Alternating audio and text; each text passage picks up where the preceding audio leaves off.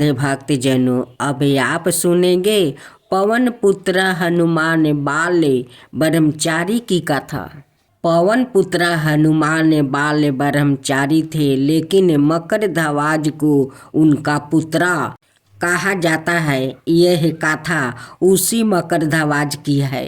वाल्मीकि रामायण के अनुसार लंका जलाते समय आग की तपिश के कारण हनुमान जी को बहुत पसीना आ रहा था।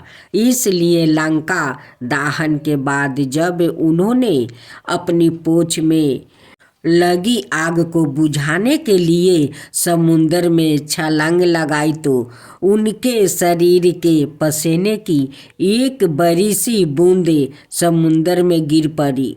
उस समय एक बड़ी मछली ने भोजन समझकर वो बूंद निगल लिया। उसके उदर में जाकर वो बूंद एक शरीर में बदल गई।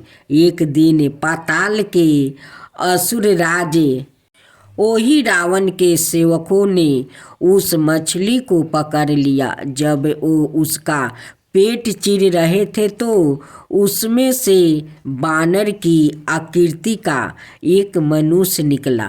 वो उसे वही रावण के पास ले गया। वही रावण ने उस पातालपुरी का रक्षक नियुक्त कर दिया।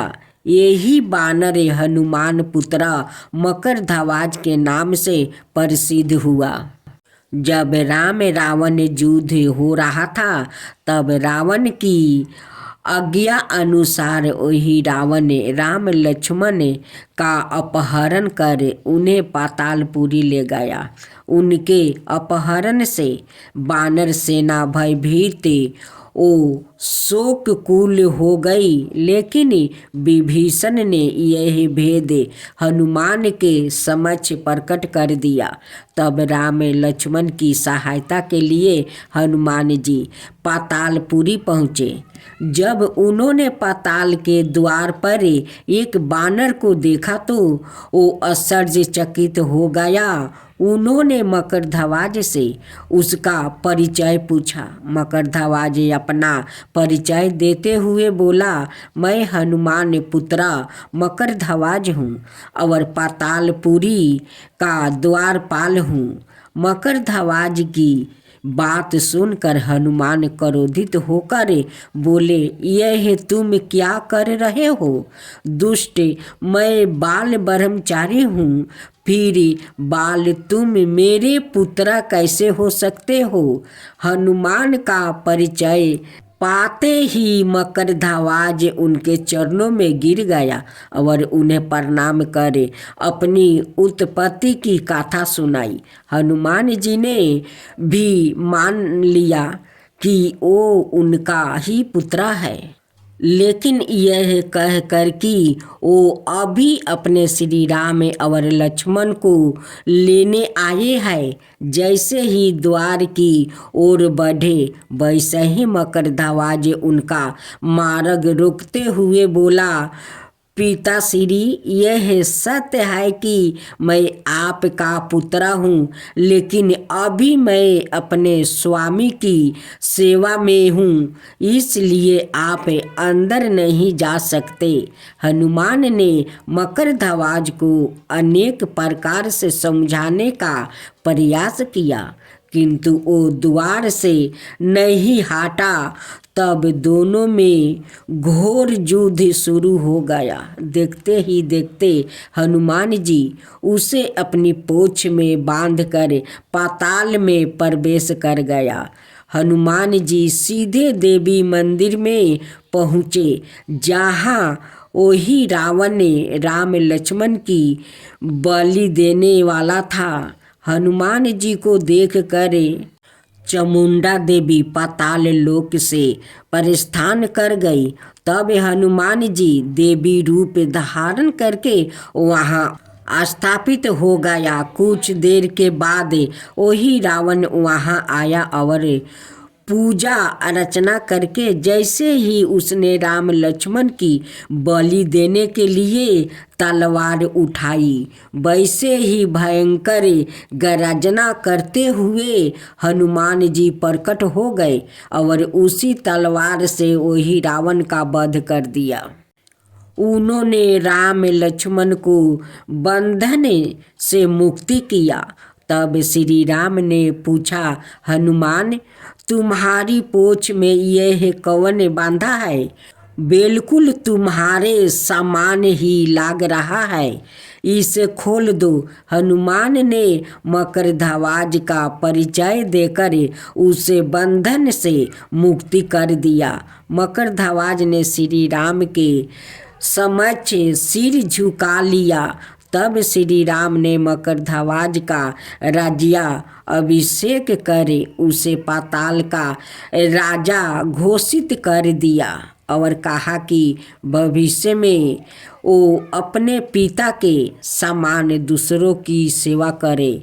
यह सुनकर मकरध्वज ने तीनों को प्रणाम किया। तीनों उसे आशीर्वाद देकर वहाँ से प्रस्थान कर गया। इस प्रकार मकरध्वज हनुमान पुत्रा कहलाया। अब हनुमान जी की आरती की जो हनुमान लला की, दुष्ट दल ने रघुनाथ कला की। जाके बल से गिरबर कापे, रोगी दोष जाके कटना झाके। अंजनी पुत्र महाबलदाई, संतन के प्रभु सादा सहाई। आरती की जो हनुमान लला की, आरती की जो हनुमान लला की। देविया रघुनाथ पेठाए, लंका जरि सिया सुधिलाए।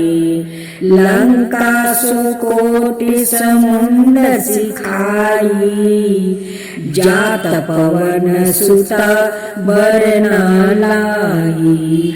आरती की जो हनुमान लला की, आरती की जो हनुमान लला की। लंका जरी असुर सहारे, सिया राम जी के काज सवारे। लक्ष्मण मूल क्षति परे सकारे, लाए सजीवने प्राण उबारे। आरती की जो हनुमान लला की, आरती की जो हनुमान लला की। बैठी पताल तोली जन्मे कारे, ओही रावण की भुजा उखारे। भाई भुजा सुर दल मारे, दहिने भुजा संतन तारे। आरती की जो हनुमान लला की, आरती की जो हनुमान लला की। सुर नर मुनि जन आरती उतारे, जय जय जय हनुमान उचारे। कंचन थाल कपूर लो छाई, आरती करत जाना माई। आरती की जो हनुमान लला की, आरती की जो हनुमान लला की। जो हनुमान जी की आरती गावे, बसहि बैकुंठ परम पद पावे। लंके विधिवास की रघुराई, तुलसीदास स्वामी कीर्ति गाई। आरती की जो हनुमान लला की, आरती की जो हनुमान लला की। दुष्ट दलन रघुनाथ कला की, दुष्ट दलन रघुनाथ कला की, आरती की जो हनुमान लला की, आरती की जो हनुमान लला की।